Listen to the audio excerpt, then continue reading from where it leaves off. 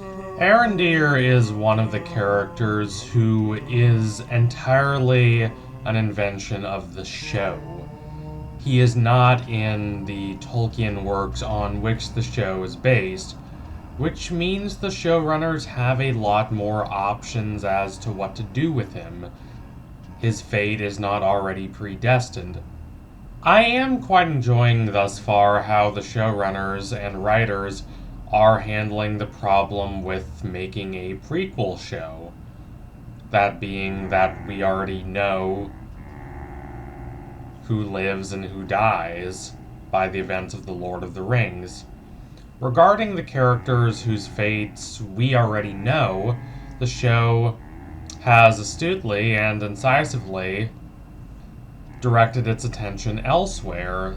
The major conflicts afflicting characters like Galadriel and Elrond are not about whether they're going to live or die, but rather about how they become the people that we know them to be by the events of The Lord of the Rings. They, especially Galadriel, are significantly different people.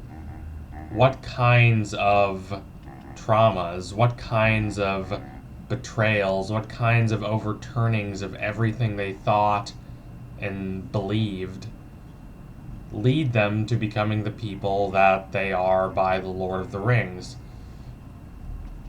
Just because they are elves and have very long lifespans does not mean that they are fixed and static. Their identities and senses of self are necessarily amorphous and always protean and ever-changing, especially in response to major breaks in how they thought about the world and how they thought about themselves. Whereas, for characters like Arondir, whose fates we do not know, because they do not appear in Tolkien's works or the events of the Lord of the Rings movies, we are left to guess and wonder. We're left in a sense of suspense regarding whether they live or die, and the show does a good job of drawing out those tensions. The show begins with Arondir in the Southlands, which the elves have been occupying for a long time because they are terrified that while Morgoth might have been defeated, the people of this region remain loyal to him. They remain suspicious and vulnerable to the manipulations of malice and vice.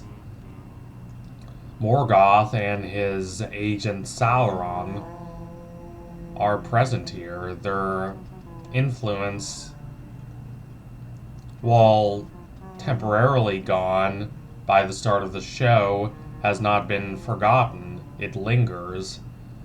And the elves were right to patrol this area, and they were wrong to complacently, self-aggrandizingly decide that there was no more need for their protection, so they could return to the idyllic, safe little paradise they have far away from Middle-earth. Arondir decides to stay. Part of that is for love, and I do hope we get more development of that relationship between him and his human love interest.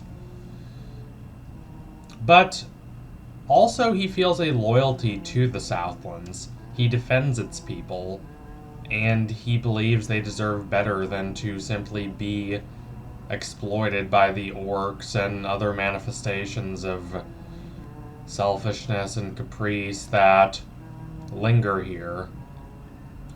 If he had wanted to, he could have left and been living quite peacefully, or at least as peacefully as the other elves.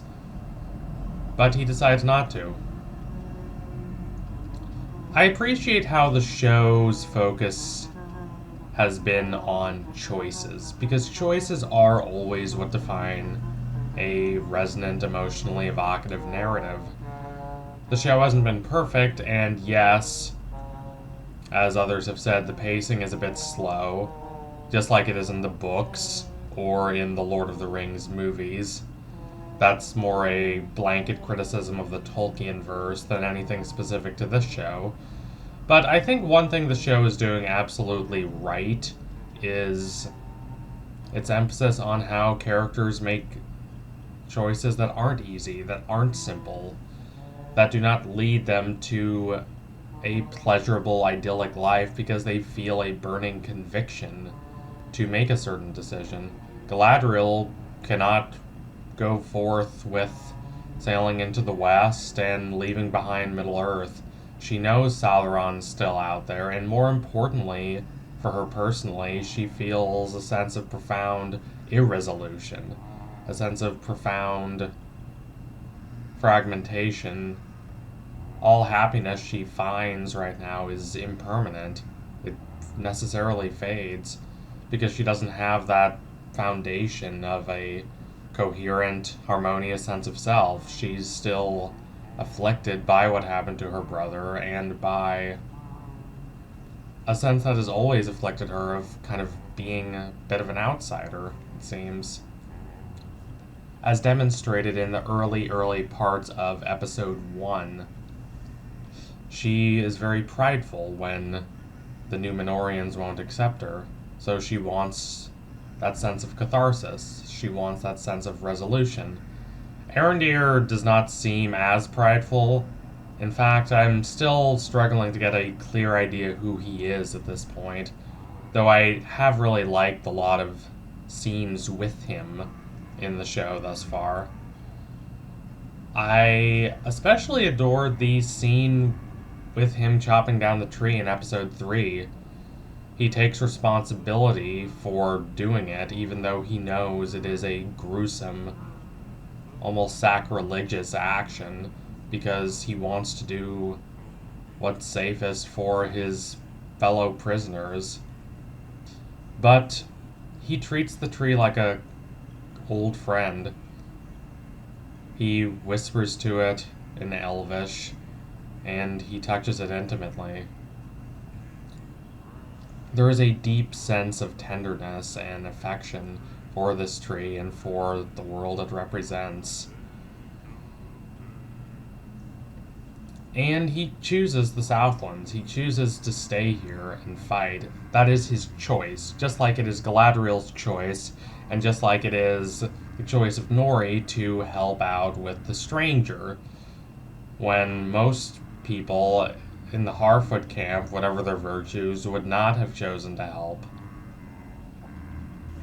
Without being overwrought, the show demonstrates the importance of the particular and specific choices these characters make.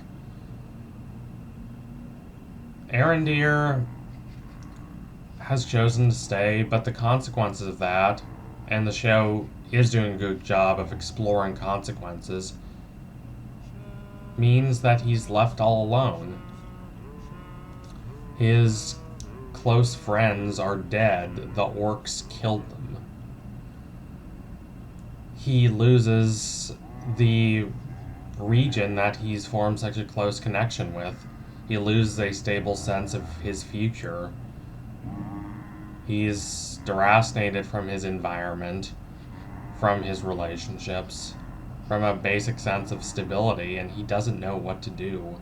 And yet he retains a sense of nobility, a deep desire to perform his duty, not out of a mechanical obligation, but fully and ardently.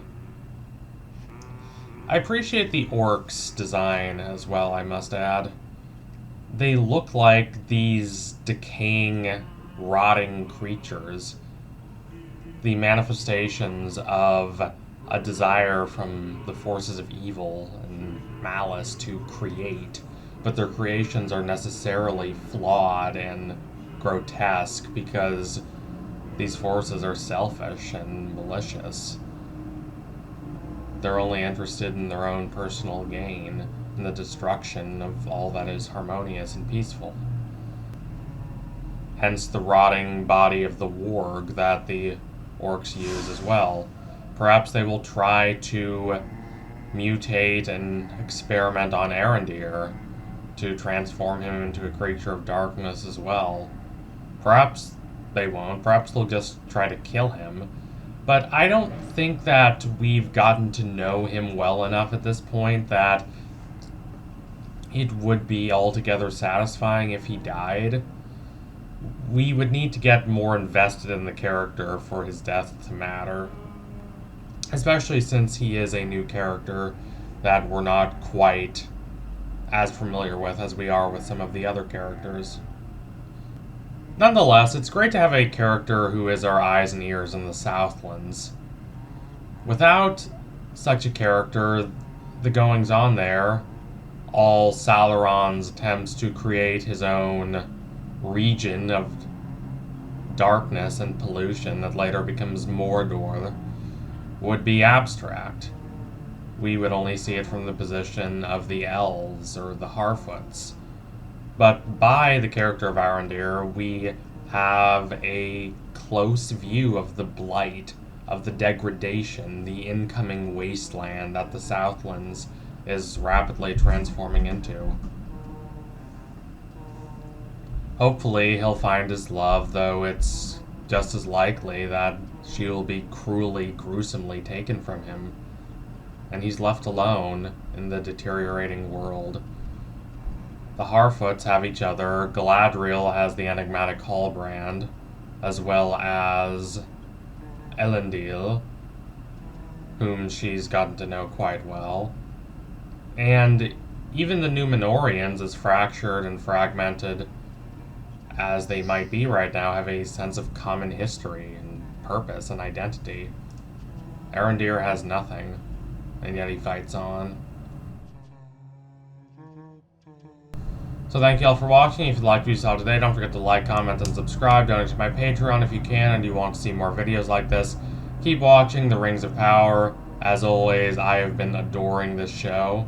It's not perfect, but it's a significant step up from the Hobbit films, and it's so lush and so vibrantly imagined. All the designs of the armor and the world and the different places. Every place has its own distinct identity, its own distinct color palette, its own distinct series of forms and ornamentations, its own distinct sense of rhythm and wonder and energy.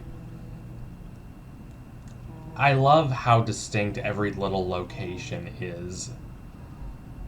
It helps distinguish them, but it also helps create a sense of the vastness of this world. Anyway, tune in soon for next analysis. It will be coming soon, I promise you that. Thank you all again. Adios, comrades.